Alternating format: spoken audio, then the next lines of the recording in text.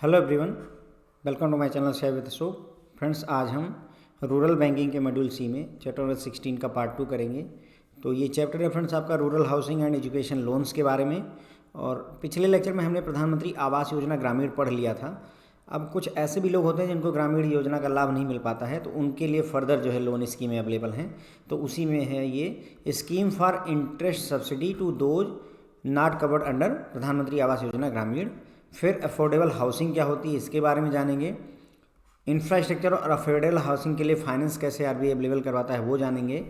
उसके बाद में कौन कौन से हाउसिंग लोन को प्रायोरिटी सेक्टर में शामिल किया जाता है उसके बारे में जानेंगे। और साथ ही साथ में रूरल हाउसिंग और रूरल सैनिटेशन के लिए नाबार्ड जो सपोर्ट प्रोवाइड करता है उसके बारे में भी हमें इस लेक्चर में जानना है। ओके, तो आइए शुरू करते हैं फ्रेंड। तो मैंने आपको बताया कि प्रधानमंत्री आवास योजना जो है PMAY का लाभ जिस व्यक्ति को नहीं मिल पाता है इस ग्रामीण योजना का, उसके लिए स्कीम लाई गई थी कि उनको भी लोन प्रोवाइड किया जाए और लोन में सब्सिडी प्रोवाइड कर दी जाए। ओके, कितने परसेंट की सब्सिडी? 3% की सब्सिडी प्रोवाइड करने के लिए गवर्नमेंट ने कहा। तो a new scheme for promotion of rural housing in country has been approved by union cabinet in 2017 where by government would provide interest subsidy of 3%।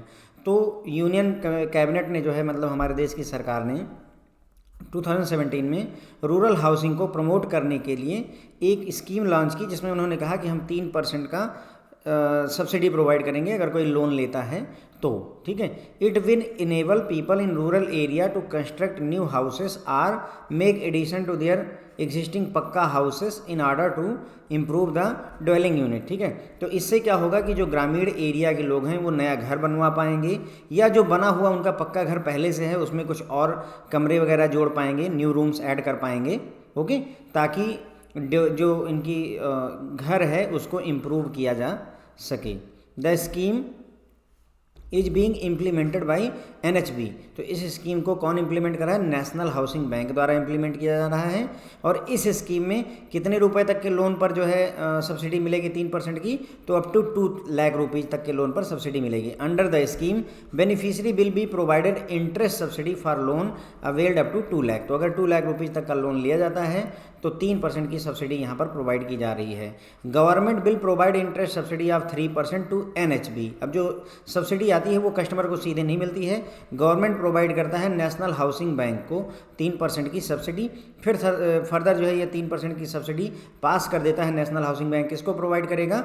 Scheduled commercial बैंकों को, NBFC को। Okay, scheduled commercial बैंकों को, NBFC को, और वो further अपने customer को प्रोवाइड कर देते हैं। ओके, तो ये हो गया फ्रेंड जो है जो एक स्कीम। कुछ ऐसे लोग हैं जिनको प्रधानमंत्री आवास योजना का लाभ नहीं मिल पाएगा। अभी हमने पिछले लेक्चर में देखा था कि अगर आपके पास लैंडलाइन है, अगर आपके पास रेफ्रिजरेटर वगैरह है, तो आपको PMAY का फ़ायदा नहीं मिलता है। तो ऐसे लोग अगर चाहते हैं कि घर बनवाना है ग्रामीण एरिया में, तो उनके लिए भी लोन स्कीम अवेलेबल है, जिसमें गवर्नमेंट सब्सिडी प्रोवाइड करती है। कितने परसेंट की? 3% की। उसी के बारे में हमने यहाँ डिटेल में चर्चा की अभी। तो friends, interest subsidy will be provided to those who are not covered under Pradhanmantri Awas Yojana ग्रामीण। तो ये नई स्कीम जो है रूरल हाउसिंग को प्रमोट करने के लिए, ग्रामीण एरिया में रूरल हाउसिंग को प्रमोट करने के लिए हमारी गवर्नमेंट द्वारा 2017 में लाई गई थी, जिसमें गवर्नमेंट प्रोवाइड करती है 3% की सब्सिडी। किसको? नेशनल हाउसिंग बैंक को।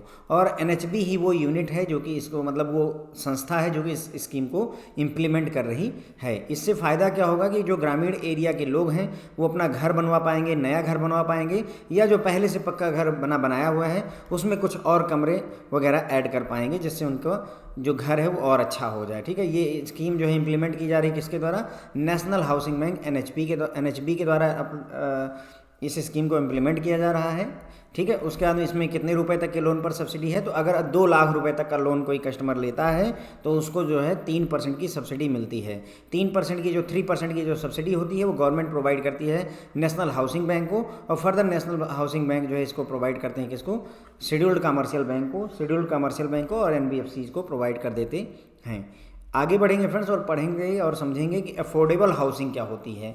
तो आगे चल करके क्या हुआ कि मार्च 2017 में यूनियन मिनिस्ट्री ऑफ फाइनेंस ने एक नोटिफिकेशन इशू किया। उसमें इन्होंने अफोर्डेबल हाउसिंग का कॉन्सेप्ट लाया और इसे बनाया क्या? एक सब सेक्टर बनाया, यानी कि किसका?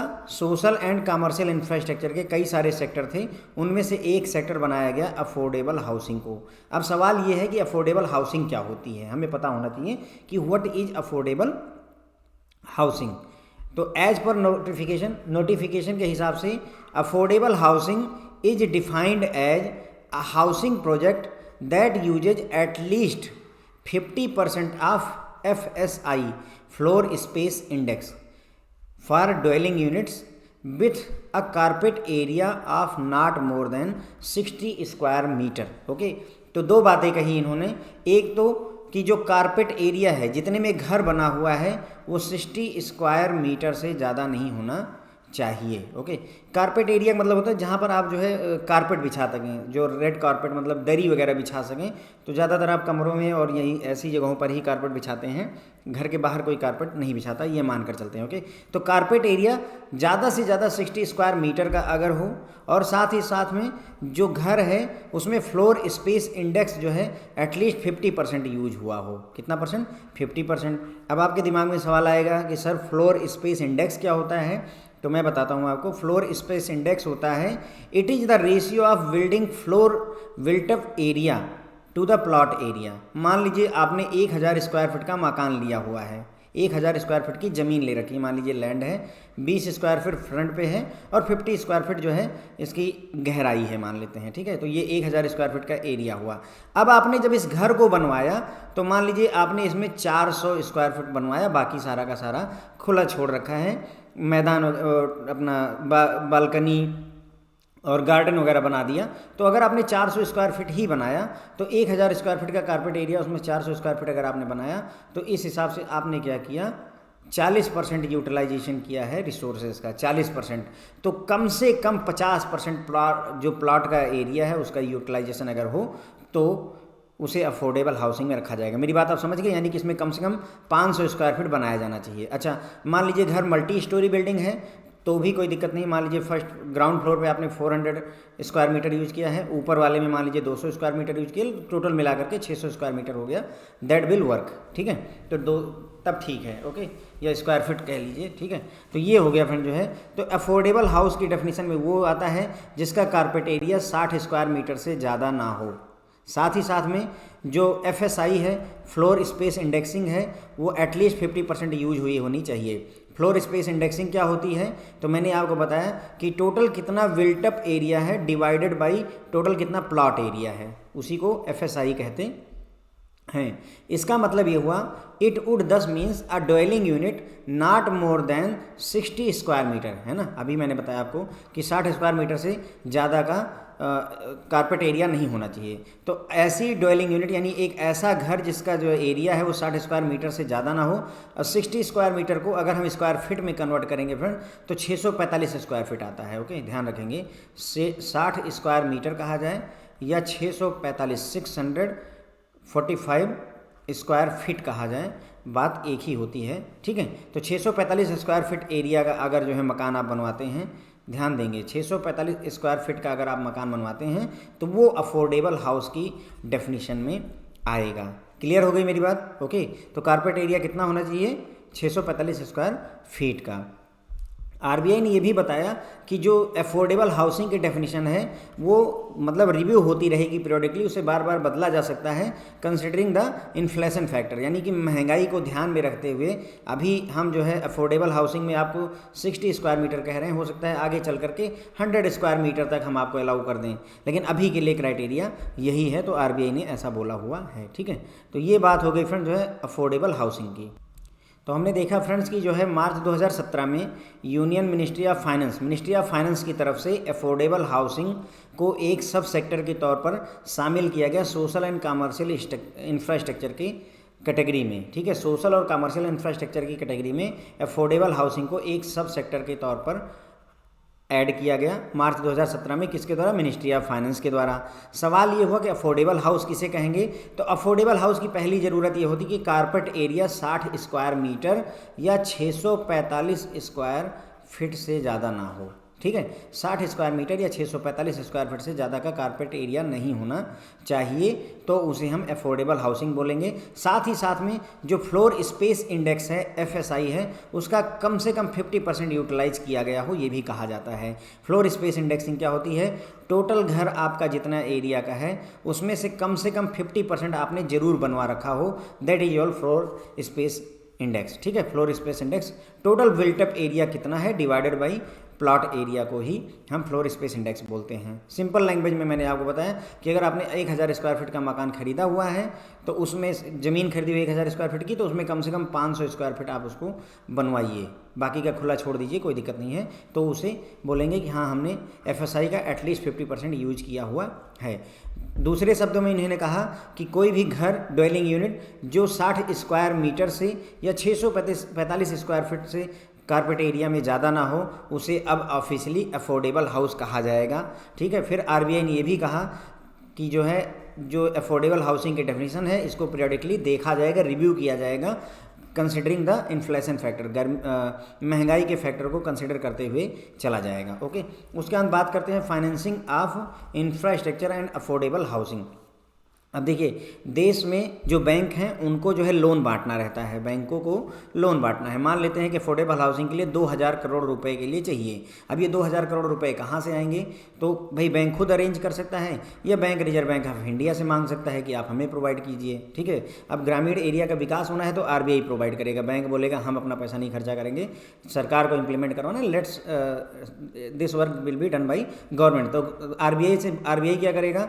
लॉन्ग टर्म बॉन्ड वगैरह इशू करेगा। ओके, और उस बॉन्ड के सहारा से पैसे अरेंज करके ये बैंकों को प्रोवाइड करेगा। ठीक है, लॉन्ग टर्म बॉन्ड, जो हमारे देश में सड़कें वगैरह बनती है फ्रेंड्स, ये लॉन्ग टर्म जो है प्रोजेक्ट होते हैं, जैसे 30 ईयर के लिए। फॉर एग्जांपल दिल्ली में जो मेट्रो बनी थी उसको जापान की गवर्नमेंट ने जो है फाइनेंस किया था, 30 साल के लिए है वो। जो कुछ भी किराया यहाँ पर वसूला जा रहा है वो सारा का सारा उसी लोन को भरने में जा रहा है। इवन लोन का रेट ऑफ इंटरेस्ट बहुत मार्जिनल होता है, 0.4% या 0.5% में गवर्नमेंट देती है, इस तरीके से होता है। तो उसी तरीके से जो हमारे जैसे नेशनल हाईवे NH बन रहा है, नेशनल हाईवे 6 लेन की सड़कें बन रही, इन सब प्रोजेक्टों के लिए पैसा कहाँ से आता है? तो उसके लिए reserve bank of India finance का इंतजाम करता है। कैसे?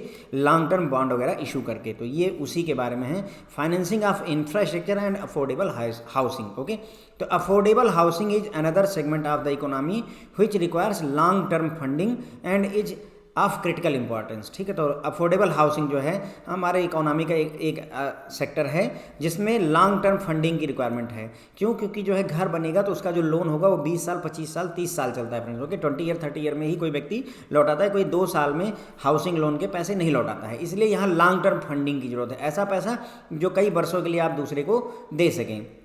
इकोनॉमी में इंपॉर्टेंस भी रखता है जो है अपना affordable housing. The government has stressed the importance of availability of cheap credit to make housing affordable for economically weaker section EWS, lower income group LIG, medium income group MIG segment of the population। तो government ने यहाँ पर जोर दे रखा है कि जो EWS है, इकोनॉमिकली वीकर सेक्शन के लोग हैं, लो इनकम ग्रुप के लोग हैं या मिडिल इनकम ग्रुप के लोग हैं, इनको सस्ते में जो है लोन उपलब्ध होना चाहिए, तभी ये जो है हाउसिंग इनके लिए घर बनवाना आसान होगा, अफोर्डेबल होगा। Accordingly reserve bank of India with the view to helping the bank to raise long term resources and to finance their long term loan to infrastructure as well as affordable housing has issued revised guideline। तो इसी चीज़ को ध्यान में रखते हुए कि ताकि bank long term के इंफ्रास्ट्रक्चर को, प्रोजेक्ट को और अफोर्डेबल हाउसिंग को लोन दे सकें, उसके लिए गाइडलाइन रिवाइज की है रिजर्व बैंक ऑफ इंडिया ने। RBI has modified it's earlier direction of issuance of long term bond. ठीक है, तो RBI ने अपने जो पहले डायरेक्शन इशू किए थे issuance of long term bond को, उसको मॉडिफाई किया है for funding infrastructure and affordable housing. तो लॉन्ग टर्म बॉन्डों से ही पैसा आता है जिससे हम इंफ्रास्ट्रक्चर के लिए, अफोर्डेबल हाउसिंग के लिए लोन जो है बैंक प्रोवाइड करता है जनता को, कस्टमर को। In terms of revised guideline issued in July 2014, bank can issue long term bond with a minimum maturity period of 7 year in order to raise resources for lending to किसको किसको? Long term project in infrastructure sector, affordable housing. तो जो जुलाई 2014 की जो RBI की guideline आती है वो ये बोलती है कि जो लॉन्ग टर्म बॉन्ड इशू किए जाएंगे उनकी मिनिमम मेच्योरिटी पीरियड 7 ईयर रखी जाएगी। मैक्सिमम ये मेरे ख्याल से 30 ईयर तक भी होते हैं, लेकिन मिनिमम 7 साल जो है इसको रखा जाएगा, ताकि जो है जो लॉन्ग टर्म प्रोजेक्ट हैं इंफ्रास्ट्रक्चर के उनको जो है फाइनेंस दिया जा सके या अफोर्डेबल हाउसिंग के लिए भी लोन दिया जा सके। There will not be any restriction on quantum of such bonds to be issued by bank. ठीक है, यहाँ पर ध्यान रखने की बात है कि कोई लिमिटेशन नहीं रखी कि कितने अमाउंट का जो है बॉन्ड इशू किया जा सकता है बैंकों के द्वारा, कोई ऐसी रिस्ट्रिक्शन नहीं है। 1000 करोड़ का, 2000 करोड़ का, 10,000 करोड़ का, ये इतना भी इशू किया जा सकता है। जो लाइबिलिटीज, जो लोन दिए जाएंगे बैंकों के द्वारा, ठीक है, जो लाइबिलिटीज बनेंगी कवर्ड बाई दोज बॉन्ड्स। ठीक है, तो जो जैसे बॉन्ड बेचा गया, बॉन्ड बेचने के बाद में मनी मिली, ठीक है, तो बॉन्ड बेचने की वजह से क्या हुआ, अब बाद में बॉन्ड के पैसे जो है कस्टमर को वापस करने हैं, तो here the bond is liability. जब बैंक किसी कस्टमर को लोन देता है तो लोन वो एसेट हो जाता है। ठीक है, तो लाइबिलिटी जो बनेगी from these bond will be exempted from computation of NDTL. ध्यान रखेंगे, एनडीटीएल के कैलकुलेशन से बॉन्ड को खरीदने में जो भी हमने पैसा इन्वेस्ट किया है उस पैसे को, उस लाइबिलिटी को एनडीटीएल में शामिल नहीं किया जाता है। एनडीटीएल में ना शामिल होने की वजह से सीआरआर और एसएलआर मेंटेन नहीं करना पड़ता है बैंकों को, क्योंकि बैंक जो है एनडीटीएल का सर्टेन परसेंट जो है सीआरआर और एसएलआर के रूप में रखते हैं। अगर उसको, इस लाइबिलिटी को एनडीटीएल में शामिल ही नहीं किया जाएगा तो बैंकों के ऊपर राहत आ जाती है, उन्हें सीआरआर एसएलआर से आराम मिल जाता है। ठीक है, बॉन्ड में be issue with the fixed or floating rate of interest. तो बैंकों को फिक्स रेट ऑफ इंटरेस्ट की हम 7% देंगे या फ्लोटिंग रेट ऑफ इंटरेस्ट किसी एक्सटर्नल बेंचमार्क रेट से डिसाइड कर लिया कि हाँ हम आपको मिबोर, मुंबई इंटरबैंक ऑफर रेट से लिंक रेट पर हम आपको बॉन्ड प्रोवाइड करेंगे। तो इस तरीके से बॉन्ड इश्यू किया जा सकता है। ठीक है फ्रेंड, तो ये हो गया, देखिए हमने समझा financing of infrastructure and affordable housing. मेरे ख्याल से आपको बात समझ में आ गई होगी कि लॉन्ग टर्म फंडिंग का क्या मतलब है, कहाँ से हम फाइनेंसिंग ऑफ इंफ्रास्ट्रक्चर मतलब सड़कें वगैरह बनवाना, वाटर पाइपलाइन बिछवाना, गैस की सुविधाएं उपलब्ध करवाना, ये सारी चीज़ें जो है इंफ्रास्ट्रक्चर में आती हैं फ्रेंड्स। ओके, उसके बाद में financing for infrastructure and affordable housing के लिए हमने बात की कि आरबीआई पैसा कहाँ से अरेंज करता है। ओके, तो अफोर्डेबल हाउसिंग जो है इकोनॉमी का इंपॉर्टेंट सेक्टर है। यहाँ पर लॉन्ग टर्म फंड की ज़रूरत होती है। क्यों ज़रूरत होती है अफोर्डेबल हाउसिंग के लिए? क्योंकि जो लोन दिया जाता है वो कम से कम 20 ईयर, 25 ईयर, 30 ईयर के लिए दिया जाता है, इसलिए लॉन्ग टर्म फंड की ज़रूरत होती है। गवर्नमेंट ने जोर दिया हुआ है कि हाउसिंग को अफोर्डेबल बनाया जाए, किसके लिए? ईडब्ल्यूएस, इकोनॉमिक वीकर सेक्शन के लिए, लो इनकम ग्रुप के लिए, मिड इनकम ग्रुप के लिए। उसके लिए चीप क्रेडिट, सस्ता जो है लोन उपलब्ध करवाने की आवश्यकता पर गवर्नमेंट ने जोर दिया हुआ है। इसी बात को ध्यान में रखते हुए रिजर्व बैंक ऑफ इंडिया ने जो बैंक हैं उनको जो है लॉन्ग टर्म जो है लोन को फाइनेंस कर सकें, दूसरे मतलब इंफ्रास्ट्रक्चर के प्रोडक्ट को या अफोर्डेबल हाउसिंग के प्रोडक्ट को लॉन्ग टर्म का लोन दे सकें, उसके लिए गाइडलाइन में चेंजेस किए हुए हैं। ओके, आरबीआई ने अपने जो गाइडलाइन इशू की थी लॉन्ग टर्म बॉन्ड इशुएंस से related for funding infrastructure and affordable housing, उसमें मॉडिफिकेशन किया है। मॉडिफिकेशन के हिसाब से जो मिनिमम मेच्योरिटी पीरियड होना चाहिए लॉन्ग टर्म बॉन्ड का वो 7 ईयर होना चाहिए, और इसकी सहायता से हम इंफ्रास्ट्रक्चर सेक्टर के लॉन्ग टर्म प्रोजेक्ट को जो है फंडिंग करते हैं इन बॉन्ड को बेच करके। ओके, और अफोर्डेबल हाउसिंग के लिए हम लोन प्रोवाइड करते हैं। कोई रिस्ट्रिक्शन नहीं है कि कितने अमाउंट का जो है बॉन्ड इशू किया जा सकता है बैंकों के द्वारा, इसकी कोई लिमिटेशन नहीं है। बॉन्डों को बेचने की वजह से एक तरीके की जिम्मेदारी बैंक के ऊपर आ जाती है, लाइबिलिटी बन जाती है, क्योंकि बैंक को बाद में कस्टमर को पैसे देने हैं। देखिए 100 रुपये, देखिए यहाँ पर एक कागज़ का टुकड़ा है जिसको कस्टमर ने खरीदा और बदले में आपको 100 रुपीज़ दे दिए। बैंक के पास अभी 100 रुपये आ गए, इसका मतलब भविष्य में 100 रुपये और प्लस मान लीजिए 2% ब्याज है तो 102 रुपये वापस करने पड़ेंगे। और जब भी पैसा वापस करना है तो ये आपकी एक लाइबिलिटी है, एक जिम्मेदारी है, आपके सर पर एक बोझ है। आपने अपने दोस्त से 10,000 रुपये उधार लिए तो आपका एसेट बना या liability? This is your liability friends. क्यों? क्योंकि 10,000 रुपये आपको उस दोस्त को वापस करने पड़ेंगे। ओके, नहीं तो पीटेगा आपको आकर के, जो भी कर पाएगा। ठीक है, तो लाइबिलिटी जो है जो ऐसे बनती है इन बॉन्ड्स को बेचने से, उसको एनडीटीएल से एग्जिम्ट किया गया है। एग्जिम्ट किया मतलब एनडीटीएल की कैलकुलेशन करते समय ऐसे बॉन्ड की जो लाइबिलिटीज़ हैं उनको काउंट नहीं किया जाता है ओके एनडीटीएल में, अगर एनडीटीएल में काउंट नहीं होंगे या उसमें शामिल नहीं किया जाएगा तो सीआरआर और एसएलआर में मेंटेन करने की ज़रूरत नहीं रहती है। ओके, बॉन्ड को fixed price, fix rate of interest पर या फ्लोटिंग रेट ऑफ इंटरेस्ट, दोनों रेट ऑफ इंटरेस्ट पर इशू किया जा सकता है, कोई दिक्कत नहीं है। अब बात करते हैं कि कौन कौन से जो है हाउसिंग लोन को, किस अमाउंट तक के हाउसिंग लोन को प्रायोरिटी सेक्टर में शामिल किया जाता है।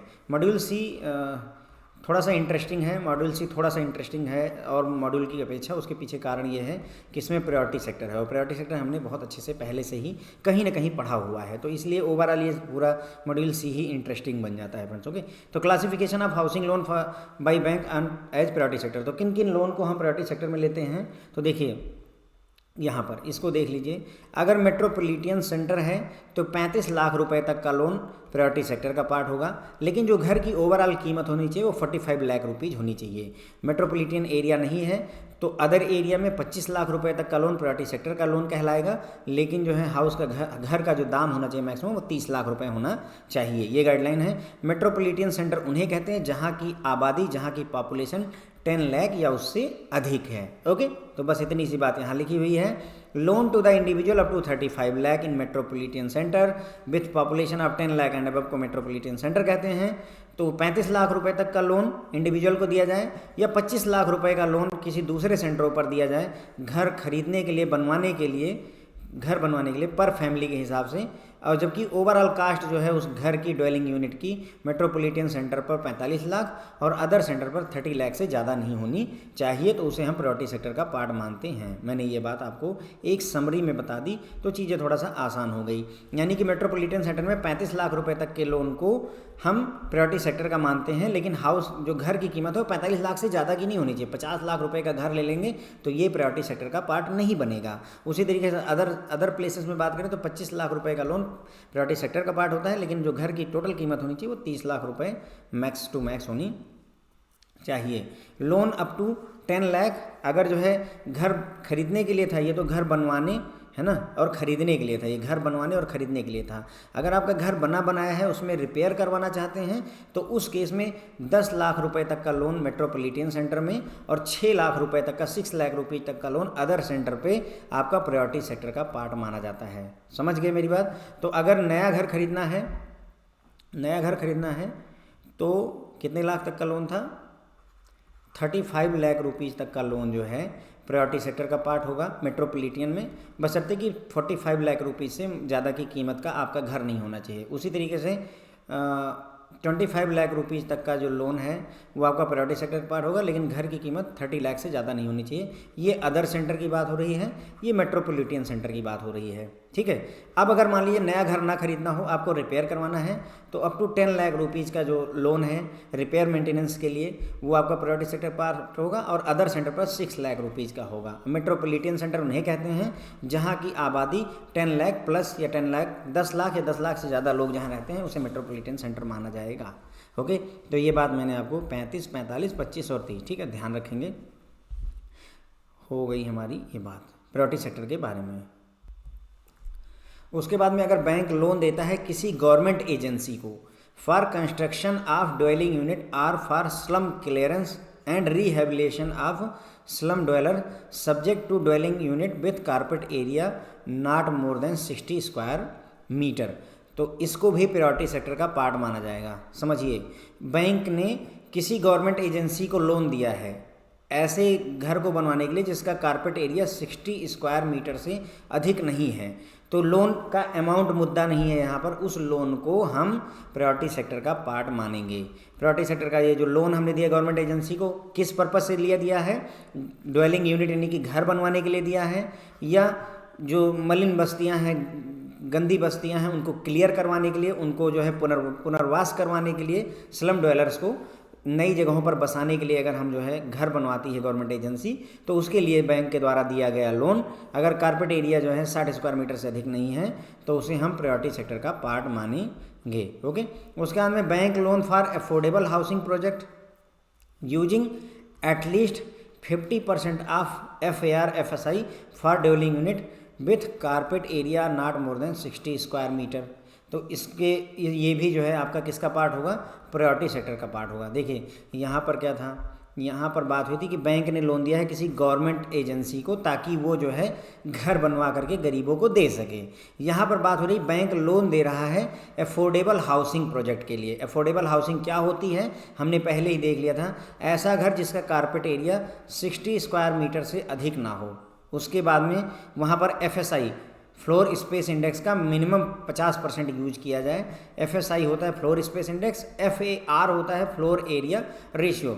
FSI मैंने बताया था कि जैसे टोटल एरिया आपका कितना है उसमें से कितना पोर्शन आपने बनवा रखा है उसको डिवाइड करते हैं तो वही फ्लोर स्पेस इंडेक्स कहलाता है। ओके, तो अगर सिंपल टर्म में कि बैंक ने अगर अफोर्डेबल हाउसिंग प्रोजेक्ट के लिए लोन दे रखा है तो वो प्रायोरिटी सेक्टर का पार्ट होगा। अफोर्डेबल हाउसिंग क्या होती है इसके बारे में चर्चा हम पहले ही डिटेल में कर चुके हैं। उसके बाद में बैंक अगर लोन देता है हाउसिंग फाइनेंस कंपनी को, यहाँ एक चीज़ नोटिस करिएगा, अमाउंट का कोई जिक्र नहीं है, अमाउंट कोई मुद्दा नहीं है। बैंक ने लोन दे दिया अफोर्डेबल हाउसिंग प्रोजेक्ट के लिए तो वो प्रायोरिटी सेक्टर का पार्ट होगा। उसी तरीके से बैंक ने लोन दे दिया किसी गवर्नमेंट एजेंसी को घर बनवाने के लिए गरीबों के लिए तो वो भी अमाउंट मुद्दा यहाँ पर नहीं रहेगा।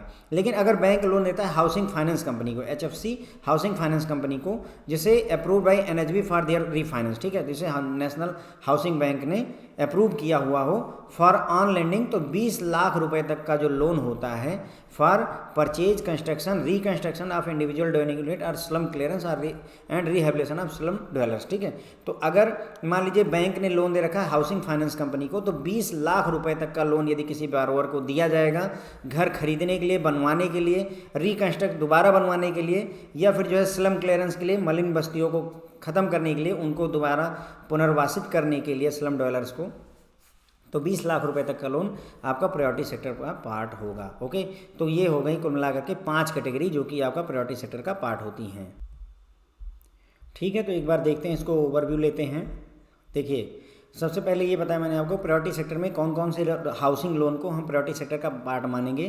तो सबसे पहला ये था कि अगर जो है 35 लाख रुपए का लोन है मेट्रोपॉलिटन सेंटर में, तो मेट्रोपॉलिटन सेंटर किसे कहते हैं जहाँ की पॉपुलेशन 10 लाख और प्लस है, 10 लाख या 10 लाख से अधिक लोग रहते हैं, मेट्रोपॉलिटन सेंटर माना जाएगा।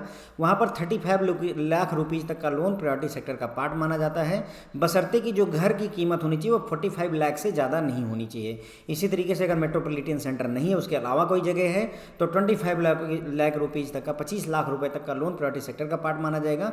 लेकिन घर की टोटल कीमत जो है 30 लाख रुपये से 30 लाख रुपये से अधिक नहीं होनी चाहिए। इसी तरीके से अगर आप ये नया घर बनवाने या खरीदने के पर्पज से दिया जाता है, आपका घर बना बनाया है, आप उसको रिपेयर मेंटेनेंस करवाना चाहते हैं, तो मेट्रोपॉलिटन सेंटर में 10 लाख रुपए तक का लोन जो है आपका प्रायोरिटी सेक्टर का पार्ट होगा, और अदर सेंटर पर 6 लाख रुपए तक का जो है लोन आपका प्रायोरिटी सेक्टर का पार्ट होगा।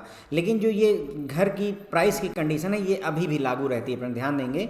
भले ही आप रिपेयर और मेंटेनेंस के लिए 10 लाख रुपए का लोन जो है मेट्रो सेंटर में और 6 लाख रुपए का लोन अदर सेंटर में प्रायोरिटी सेक्टर का पार्ट मानते हैं, लेकिन जो overall cost of dwelling unit है वो अभी भी लागू रहती है। ये मतलब कहने का कि 10 लाख रुपए तक का लोन आपका प्रायोरिटी सेक्टर का पार्ट है रिपेयर मेंटेनेंस के लिए, लेकिन ओवरऑल घर की कीमत मेट्रोपॉलिटन सेंटर में 45 लाख रुपये से अधिक नहीं होनी चाहिए। तो ये बात ध्यान करके चलेंगे। उसके बाद बैंक अगर लोन देता है किसी भी गवर्नमेंट एजेंसी को जो फर्दर घर बनवाती है गरीबों के लिए, या फिर जो है जो ये स्लम बस्तियां हैं, जो मलिन बस्तियां हैं, उनको क्लियर करवाती है, उनको जो है नई जगहों पर पुनर्वासित करती है, तो वैसे केस में जो है चाहे जितने अमाउंट का लोन बैंक जो है गवर्नमेंट एजेंसी को दे वो जो है प्रायोरिटी सेक्टर का पार्ट होता है, बशर्ते कि जो घर बनवाया जाएगा उसका कारपेट एरिया 60 स्क्वायर मीटर से अधिक नहीं होना चाहिए। अगर बैंक लोन देता है अफोर्डेबल हाउसिंग प्रोजेक्ट्स को तो वो भी जो है प्रायोरिटी सेक्टर का पार्ट होता है। यहाँ पर जो है अमाउंट, कितना भी अमाउंट का लोन दिया जाए वो जो है प्रायोरिटी सेक्टर का ही पार्ट रहता है, लेकिन कारपेट एरिया यहाँ पर भी 60 स्क्वायर मीटर से अधिक नहीं होना चाहिए। अब देखिए, जब कारपेट एरिया का आपने कॉन्सेप्ट 60 स्क्वायर मीटर का लगा दिया ना, तो लोन एक हद से ज़्यादा जा ही नहीं पाएगा। आप मेरी बात समझ रहे हैं मैं क्या कह रहा हूँ? अमाउंट की बात यहाँ भले ना की जा रही हो, लेकिन जब आपने ये कह दिया कारपेट एरिया 60 स्क्वायर मीटर से अधिक नहीं हो सकता, तो भाई 60 स्क्वायर मीटर का घर बनवाने में ज़्यादा से ज़्यादा कितने ही रुपए लग जाएंगे? 25 लाख, 30 लाख, 55 लाख, 60 लाख, इससे ज़्यादा नहीं लगेगा। ऐसा नहीं कि 2 करोड़ 3 करोड़ लग जाएगा। ओके, तो ये क्राइटेरिया होने की वजह से लिमिट यहाँ पर भी है। ओके, ध्यान रखेंगे कि बैंक ने लोन दिया है किसको? अफोर्डेबल हाउसिंग प्रोजेक्ट को, तब भी 60 स्क्वायर मीटर से अधिक कारपेट एरिया नहीं होना चाहिए। किसी गवर्नमेंट एजेंसी को दिया है तब भी 60 स्क्वायर मीटर से अधिक नहीं होना चाहिए। उसके बाद अगर बैंक ने लोन दिया है हाउसिंग फाइनेंस कंपनी को, हाउसिंग फाइनेंस कंपनी जो है फर्दर जो है लोगों को लोन देती है, तो 20 लाख रुपए तक का लोन यदि दिया गया है घर बनवाने, खरीदने, दोबारा से बनवाने के लिए, तो उसे फ्रेंड जो है प्रायोरिटी सेक्टर का पार्ट माना जाएगा। HFC का मतलब हाउसिंग फाइनेंस कंपनी होता है। ठीक है, अब मेरे ख्याल से ये आखिरी टॉपिक होना चाहिए, support for rural housing and rural sanitation by NABARD. तो नाबार्ड कितना मदद करता है रूरल हाउसिंग में और रूरल सैनिटेशन, मतलब ग्रामीण एरिया में घर बनवाने में, ग्रामीण एरिया में साफ़ सफाई को बढ़ावा देने में कितना जो है मदद करता है, उसके बारे में ही है। आइए शुरू करते हैं। तो देखिए, national rural infrastructure development agency, एक मिनट रुकिएगा यहाँ पर, as a part of NABARD's mandate to bring about rural development and secure rural prosperity, as also to align its policies with Government of India mission for providing housing for all by 2022। ठीक है, तो a comprehensive rural housing policy has been adopted by NABARD with the objective of meeting huge unmet need of rural housing in the country। तो कह रहे हैं कि यहाँ पर as a part of NABARD's mandate, यहाँ पर नाबार्ड की कोशिश है कि वो रूरल डेवलपमेंट, ग्रामीण क्षेत्र में डेवलपमेंट लाए, ग्रामीण क्षेत्र में समृद्धि को लेकर के आए, और साथ ही साथ में गवर्नमेंट ऑफ इंडिया के मिशन जो है कि सबको 2022 तक घर बनवा करके देना है, उसके लिए एक कॉम्प्रिहेंसिव रूरल हाउसिंग पॉलिसी को जो है अडॉप्ट किया है नाबार्ड ने। इसमें उद्देश्य क्या है इस पॉलिसी का, जो ज़्यादा जो मतलब जितने लोगों के पास घर नहीं उन सबको जो है रूरल हाउसिंग प्रोवाइड करना। ओके, इसके लिए पॉलिसी बनाई गई है। For various initiative of government for rural infrastructure development including Pradhanmantri Awas Yojana Gramin, NABARD has been raising resources from market for on lending to national rural infrastructure development agency NRIDA, the nodal agency to meet the shortfall in the share of government of India in project. ठीक है, तो government of India के प्रोजेक्टों में जब भी पैसे की कमी होती है तो उसको पूरा करने की जिम्मेदारी national rural infrastructure development agency की होती है, NRIDA की होती है। और NRIDA को लोन कौन देता है, नाबार्ड प्रोवाइड करता है। कौन प्रोवाइड करता है फ्रेंड्स, यहाँ पर नाबार्ड प्रोवाइड करता है। तो for various initiative of government for rural infrastructure development, तो गवर्नमेंट के डिफरेंट जो इनिशिएटिव हैं, जो स्कीमें हैं, जैसे प्रधानमंत्री आवास योजना ग्रामीण वगैरह, तो इसके लिए NABARD has been raising resources, मतलब इसके लिए नाबार्ड कहीं ना कहीं से पैसे का जुगाड़ करता है फ्रॉम द मार्केट से, और उसको फिर उनको लेंड करता है, उसको उनको लोन देता है, किसको, national rural infrastructure development agency को, जो कि वो एजेंसी है गवर्नमेंट ऑफ इंडिया की जो कि शॉर्टफॉल को पूरा करने की कोशिश करती है। नोडल एजेंसी होती है कि अगर ग्रामीण सेक्टर के विकास में पैसों की कमी होती है तो पैसे का इंतजाम इन्हें करना होता है, किसको, national rural infrastructure development agency को। ये लोन कहाँ से उठाते हैं, नाबार्ड से। नाबार्ड पैसा कहाँ से उठाती है, मार्केट से। ओके, तो एज ऑन 31 मार्च 2021 नाबार्ड ने 61,975 करोड़ रुपीज़ सैंक्शन किए हैं NRIDA को, और रिलीज है 48,819 करोड़ फॉर दिस पर्पज। ठीक है, तो मतलब 61,975 यानी 62,000 करोड़ रुपए सैंक्शन किए गए हैं, और उसमें से लगभग 49,000 करोड़ रुपए दिए जा चुके हैं, रिलीज किए जा चुके हैं। The government of India scheme invoices construction of 2.95 lakh crore houses. ठीक है, तो इस स्कीम में गवर्नमेंट ऑफ इंडिया की जो स्कीम है उसमें कहा गया है कि 2.95 करोड़ जो है 2.95 यानी लगभग 3 करोड़ घर बनवाने की कोशिश की जाएगी 2 फेज में, 2 फेजेज में। पहले फेज में 1 करोड़ घर बनवाए जाएंगे जो कि 17 से 19 तक चलेगी, 2017 से 19 तक चलेगी, और सेकेंड फेज में 1.95 करोड़ घर बनवाए जाएंगे जो कि 2020 से 22 चलेगी, जिसे सेकेंड फेज कहा जाएगा। Against which sanction have been accorded for construction of over 2.24 crore houses. ठीक है, तो टारगेट था 2.95 करोड़ घर बनवाने का, उसके अगेंस्ट में 2.24 घरों को बनवाने के लिए सैंक्शन दी जा चुकी है कि हाँ इतना पैसा जा चुका है। जो लेटेस्ट डेटा है 5 जनवरी 2022 का है, उसके हिसाब से 1.69 करोड़ जो है घर बनाए जा चुके हैं। ओके, तो देखिए 2.95 करोड़ घर बनने थे, जिसमें से 1 करोड़ फर्स्ट फेज में बनना था और सेकेंड फेज में बनना था 1.95 करोड़। अब हुआ क्या कि लगभग 2.24 करोड़ घर बनने के लिए पैसा सैंक्शन हो चुका है, और 5 जनवरी 2022 का डेटा बताता है कि 1.69 करोड़ घर ऑलरेडी बन चुके हैं। Okay, NABARD has been extending financial assistance for rural housing to cooperatives and state entities. NABARD जो है फाइनेंशियल सपोर्ट दे रहा है रूरल ग्रामीण में गांव में घर बनवाने के लिए, चाहे वो कोऑपरेटिव सोसाइटीज हों, चाहे स्टेट की कोई एजेंसी हो जैसे स्टेट हाउसिंग बोर्ड या कोऑपरेशन, ठीक है, तो उनको भी नाबार्ड पैसे देता रहा है। Assistance for construction of toilet by SHG women and other individual under rural sanitation is also extended through eligible institution. तो टॉयलेट बनवाने के लिए जो सहयोग है, चाहे सेल्फ हेल्प ग्रुप हो, चाहे वोमेन हो या कोई और इंडिविजुअल हो, ताकि रूरल सैनिटेशन को बढ़ावा दिया जा सके, घर मतलब जो है गाँव में साफ़ सफाई को बढ़ावा दिया जा सके, तो इनको जो है लोन एलिजिबल इंस्टीट्यूशंस के द्वारा प्रोवाइड किया जा रहा है। ओके, उसके बाद में आगे बढ़ते हैं। गवर्नमेंट ऑफ इंडिया, खास करके उसमें भी मिनिस्ट्री ऑफ जल शक्ति ने क्या लॉन्च किया है? स्वच्छ भारत मिशन ग्रामीण को लॉन्च किया है। स्वच्छ भारत मिशन ग्रामीण को with a view to achieving universal sanitation coverage in rural area, जिसमें इनका उद्देश्य है कि पूरे सभी गांव में यूनिवर्सल सैनिटेशन, पूरी तरह से साफ सफाई ग्रामीण एरिया में कवर करने की कोशिश की गई है। ध्यान रखेंगे, स्वच्छ भारत मिशन ग्रामीण किस मिनिस्ट्री का प्रोजेक्ट है? तो मिनिस्ट्री ऑफ जल शक्ति का है, आप याद रखेंगे, मिनिस्ट्री ऑफ जल शक्ति का है। और स्वच्छ भारत मिशन ग्रामीण का उद्देश्य क्या है? सभी गांवों में, रूरल एरिया में, ग्रामीण एरिया में यूनिवर्सल सैनिटेशन, यानी सभी जगहों पर साफ सफाई के टारगेट को अचीव कर लेना है। अंडर स्वच्छ Bharat mission Gramin, NABARD has been extending loan to national centre for drinking water sanitation and quality, NCDWS&Q।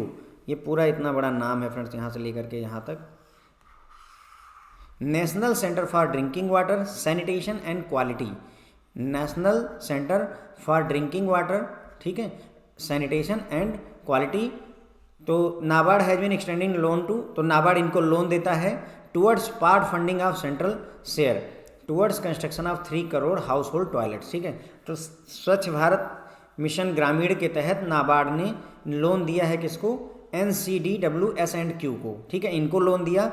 और ये लोन जो है, ये जो लोन है, ये सेंटर जो केंद्र सरकार का पैसा है उसके काम में आता है। मतलब केंद्र सरकार के पास जो पैसा है वो कहाँ से आ रहा है?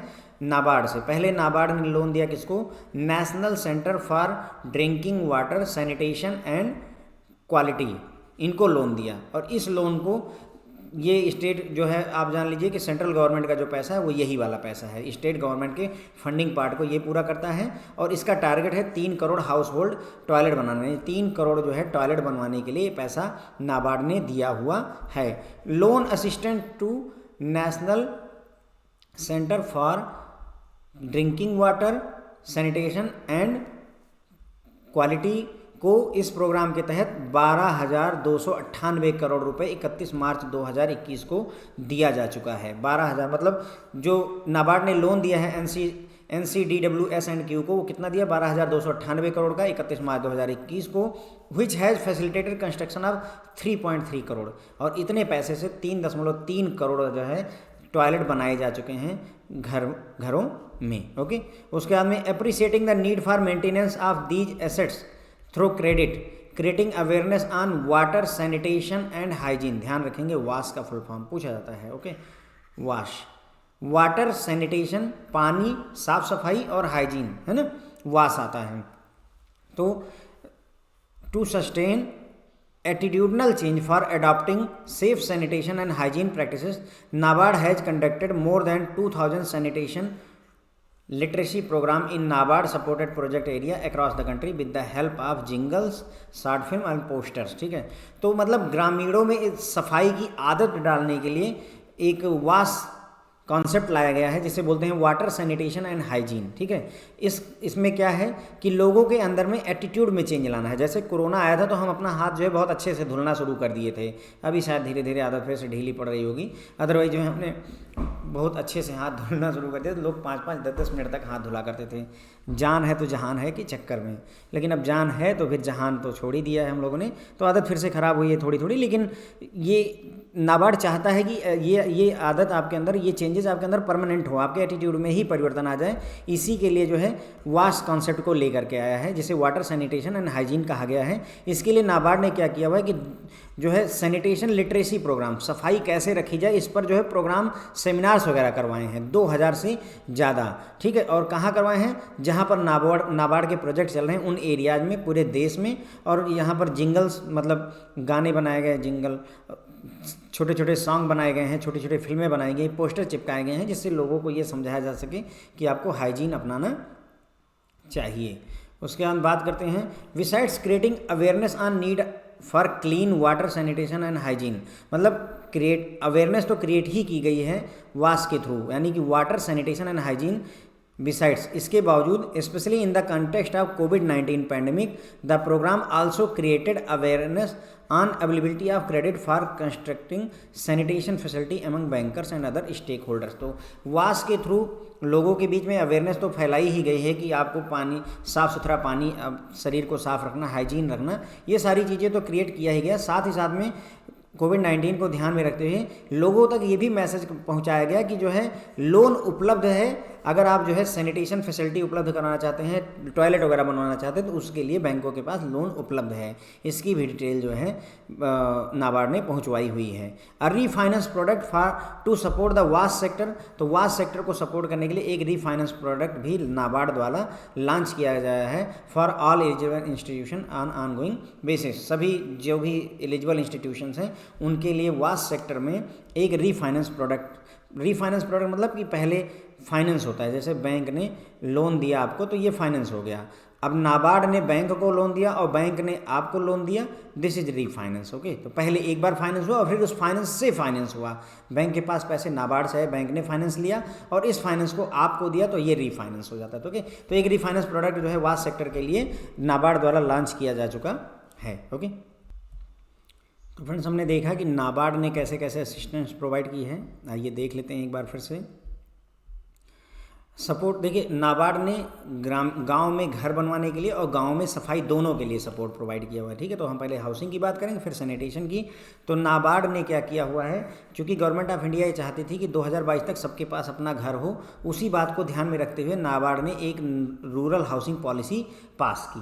ठीक है, रूरल हाउसिंग पॉलिसी को पास किया और गवर्नमेंट ऑफ इंडिया के जो वेरियस इनिशिएटिव थे रूरल इंफ्रास्ट्रक्चर डेवलपमेंट से रिलेटेड, उन जैसे प्रधानमंत्री आवास योजना ग्रामीण वगैरह है, उसके लिए नाबार्ड क्या करता था, मार्केट से जो है पैसे अरेंज करता था और उस पैसे को अरेंज करके नाबार्ड जो है दे देता था लोन पर किसको, national rural infrastructure development agency NIRDA, NRIDA।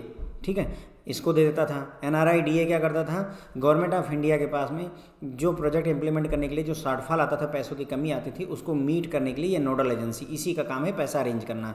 तो NIRDA ने नाबार्ड से कॉन्टैक्ट किया, नाबार्ड ने पैसे इनको दिए। 31 मार्च 2021 की अगर हम बात करें तो नाबार्ड ने 61,975 करोड़ रुपये जो है सैंक्शन कर दिया है हाउसिंग के पर्पज़ से, और उसमें से जो है 48,819 करोड़ रुपए इस पर्पज़ के लिए रिलीज हो चुके हैं। इतना सैंक्शनिंग हुई है, इतने का आपने लोन सैंक्शन किया, इतने लोन बांटे जा चुके हैं। ये अभी बटने कुछ पैसे बाकी रह जाते हैं। उसके बाद में गवर्नमेंट ने इसमें इरादा किया था कि टोटल 2.95 करोड़ घर बनवाए जाएंगे इस पैसे से। इसको 2 फेज में कंप्लीट किया जाएगा, जिसमें पहले फेज में 1 करोड़ घर बनवाए जाएंगे।